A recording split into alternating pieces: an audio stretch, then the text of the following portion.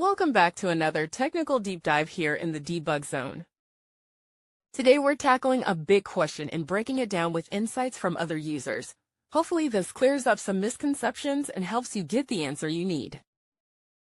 So buckle up, stay a little curious, and let's jump right in.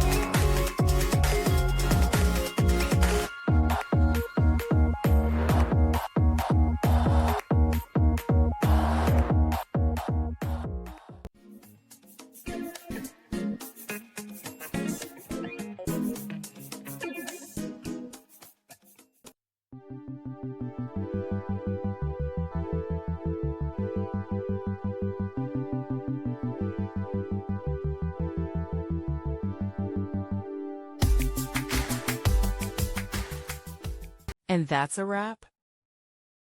I hope you found the answer you were looking for.